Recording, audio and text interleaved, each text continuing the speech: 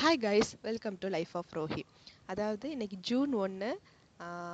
நம்ம இந்த மந்த்தை வந்து ரொம்ப ஃப்ரெஷ்ஷாக பாசிட்டிவாக ஸ்டார்ட் பண்ணணும். அப்படி ஸ்டார்ட் பண்ணுறதுக்கு முன்னாடி நான் வந்து think and grow rich book படித்தேன். அதில் ஒரு 6 பேசிக் ஃபியர்ஸ் கொடுத்துருந்தாங்க. அந்த ஃபியர் வந்து உங்களுக்கு இருந்தால் அதை அப்படியே தூக்கி போட்டுட்டு ஃப்ரெஷ்ஷாக ஸ்டார்ட் பண்ணுங்கள், பாசிட்டிவாக ஸ்டார்ட் பண்ணுங்கள், மோட்டிவேட்டடாக ஸ்டார்ட் பண்ணுங்கள். அந்த 6 ஃபியர்ஸில் எது ஒன்று இருந்தாலுமே நம்மளோட திறமைகளை முடக்கிடுமா.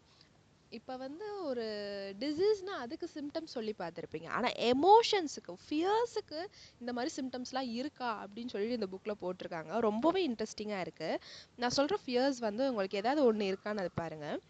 த ஃபியர் ஆஃப் பாவர்ட்டி, வறுமையின் பயம் இருக்கா? கிரிட்டிசிசத்தினால பயம் இருக்கா? இல்லை வந்து நம்ம இல் ஹெல்த், நோய்வாய்ப்பற்றுவோன்ற பயம் இருக்கா? Loss of love of someone, யாரையாவது இழந்துடுவோமோ, நம்ம நேசிச்சு யாராவது இழந்துடுவோமோன்னு ஒரு பயம் இருக்கா?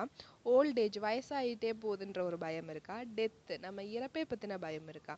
இதில் எந்த பயம் இருந்தாலும் அதை இன்னையோட தூக்கி போட்டுருங்க. அந்த பயத்தை வந்து எப்படி ஃபேஸ் பண்ணுங்க.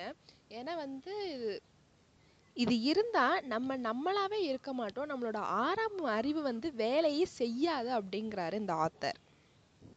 இந்த புக்கை வந்து நான் முடிக்க போகிறேன். ஆக்சுவலாக எப்போனா வந்து ஒரு வருஷத்துக்கு முன்னாடி இந்த புக்கை தொட்டது. அகைன் இன்னைக்கு ஜூன் 1, இன்னைக்கு நான் தொற்றிருக்கேன், படித்தேன். ஸோ லாஸ்ட் லெசன் ரொம்பவே நல்லா இருக்குது. நான் நினச்சேன் இது ஒரு 2 நாளைக்கு முன்னாடி நான் பண்ணியிருக்க கூடாதா அப்படின்னு நான் நினச்சேன். ஸோ ப்ரொக்ராஸ்டினேஷனுமே வந்து ஒரு சிம்டம் தான் அந்த ஃபியருக்கெல்லாம் அப்படின்றாங்க. ஸோ பார்த்துக்கோங்க friends. Happy June month to all.